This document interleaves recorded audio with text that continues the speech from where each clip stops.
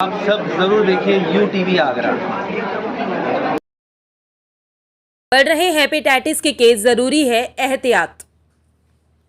सरकारी सर्वे में भी आ चुका है कि जनपद में हेपेटाइटिस के केस बढ़ रहे हैं। ऐसे में एहतियात बेहद जरूरी है। समय से जांच के बाद दवाइयों के जरिए अब काला पीलिया कहे जाने वाले हेपेटाइटिस बी व सी का इलाज भी संभव है। ये बात गुरुवार को आगरा में विश्व हेपेटाइटिस दिवस पर मीडिया से बातचीत करते हुए बिम्स हॉस्पिटल और पुष्पांजलि हॉस्पिटल के वरिष्ठ गैस्ट्रोएंट्रोलॉजिस्ट लीवर रोग विशेषज्ञ डॉक्टर दीपक बंसल ने कही। डॉक्टर दीपक बंसल ने बताया, यूं तो हेपेटाइटिस 5 प्रकार की होती है, लेकिन इनमें से हेपेटाइटिस बी व सी को काला पीलिया कहा जाता है। टेस्ट कराकर जांच में पॉजिटिव आने पर इनका दवाइयों से इलाज आजकल संभव है। दवाइयों से हेपेटाइटिस सी तो बिल्कुल ठीक हो जाती है, जबकि हेपेटाइटिस बी में भी दवाओं से लीवर को नुकसान पहुंचना रोका जा सकता है। इलाज ना कराने पर लीवर डैमेज होने पर मरीज की जान को खतरा हो सकता है। डॉक्टर दीपक बंसल ने बताया कि हेपेटाइटिस बी व सी के लक्षण आंख, त्वचा या पेशाब में पीलापन, पेट दर्द, उल्टी, डायरिया, मांसपेशियों व जोड़ों में दर्द, भूख कम होना, बुखार, पेट में पानी भरना होता है। डॉक्टर दीपक बंसल ने बताया कि कई बार मरीजों को क्रॉनिक हेपेटाइटिस बी व सी की अवस्था में कोई लक्षण प्रतीत नहीं होता।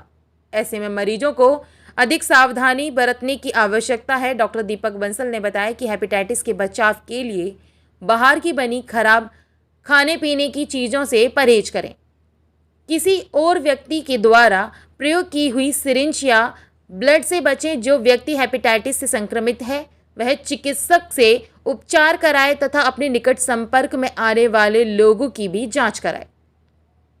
उचित इलाज व सावधानी से हेपेटाइटिस बी व सी को आसानी से नियंत्रित किया जा सकता है। कार्यक्रम के उपरांत चिकित्सक व हॉस्पिटल कर्मचारियों के अलावा अंकित जैन भी उपस्थित रहे। And on this day, I'll request all the persons to be careful while eating and drinking, especially in these days. And we have one of the best distribution of town, Dr. Deepak Bansal. In case there is a problem, you can always approach him 24/7, any day of the week, anytime. We have got Dr. Yadav with us, who's in charge of the hospital. Little superintendent, he is equally responsible for anything. All of you are welcome to these doctors for any problem, anytime. Hepatitis day पे मैं जनता के अंदर एक जागरूक message ये देना चाहूँगा कि कृपया करके कभी भी पीलिया को हल्के में ना लें और झाड़ फूक से हमेशा इसको बचें। ये कभी भी झाड़ फूक से ठीक नहीं होता है। अभी बरसाती सीजन है, हेपेटाइटिस ए और ई काफ़ी फैला है, तो कभी भी किसी भी मरीज को पीलिया हो तो कृपया करके अपने डॉक्टर से जल्दी कंसल्ट करें, ना कि पेशेंट की जान को और खतरे में डालें झाड़ फूक के चक्कर में करके।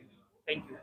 आज वर्ल्ड हेपेटाइटिस डे पे पुष्पांजलि और बिम्स हॉस्पिटल ने एक प्रेस कॉन्फ्रेंस आयोजित की है, जिसमें समाज को हेपेटाइटिस से के लिए जागरूकता के लिए एक मैसेज संदेश देना है हमें। हेपेटाइटिस 4 तरीके की होती है, हेपेटाइटिस ए, बी, सी और ई। इसमें से एक्यूट हेपेटाइटिस हेपेटाइटिस ए, ई और बी से होती है, और हेपेटाइटिस सी हमेशा क्रोनिक ही होती है। जो हेपेटाइटिस पीलिया के साथ प्रेजेंट करती है वो हमेशा एक्यूट स्टेज में आती है। हेपेटाइटिस को कभी भी नजरअंदाज नहीं करना चाहिए। समाज को एक संदेश देना बहुत ज़रूरी है कि हर पीलिया झड़वाने से सही नहीं होता। कभी कभी झड़वाते झड़वाते मरीज की जान भी चली जाती है। समाज में मैं यही संदेश दूंगा, अगर आपका पीलिया 2, 3, 4 दिन में ठीक नहीं हो रहा है तो कृपया अपने डॉक्टर से जरूर मिलें। दवाइयाँ से काफ़ी जानें बच जाती हैं, और अगर पीलिया बिगड़ जाए तो उसका इलाज सिर्फ लिवर ट्रांसप्लांट ही होता है, फिर कुछ नहीं। एक्यूट वायरल हेपेटाइटिस दवाइयों से बहुत जल्दी सही हो जाती है अगर समय पर उसका इलाज हो। क्रोनिक हेपेटाइटिस की भी दवाइयाँ बहुत ज़रूरी हैं, जिसमें मुख्य कारण हेपेटाइटिस बी और सी होता है। हेपेटाइटिस बी और सी की दवाइयाँ सब मार्केट में अवेलेबल हैं, सरकार के द्वारा भी मुफ्त में दी जा रही हैं। देखिए, एक्यूट हेपेटाइटिस 2 तरीके से फैलती है। एक तो दूषित खानों और पानी से, जिसको हम एक्यूट वायरल हेपेटाइटिस ए और ई बोलते हैं। दूसरा बीमारी होती है जो हेपेटाइटिस बी और सी की होती है। ये रक्त जनित होती है, जिसमें दूषित सुई का किसी और व्यक्ति में प्रयोग, दूषित ब्लड का किसी और व्यक्ति में प्रयोग, या फिर रेजर से, शेविंग ब्रश से, या फिर टूथब्रश से। यौन संबंध अगर किसी को हेपेटाइटिस बी और सी से ग्रसित है, उसके साथ यौन संबंध बनाने से भी बीमारी फैलती है। माँ से बच्चों को भी होने की संभावना होती है डिलीवरी के दौरान। तो ये सब चीज़ों से बचाव हो सकता है अगर हम हर चीज़ की सावधानी रखें। तो हमारे को हेपेटाइटिस बी और सी का पता होना चाहिए। हेपेटाइटिस बी की वैक्सीन अवेलेबल है। 3 वैक्सीन से बीमारी जड़ से रोकथाम की जा सकती है। भारत सरकार के द्वारा इसके टीके मुफ्त में उपलब्ध हैं और आजकल 2002 के बाद से जब से इम्यूनाइजेशन प्रोग्राम चला है तब से हेपेटाइटिस बी की वैक्सीन सब बच्चों के लिए आवश्यक हो गई है।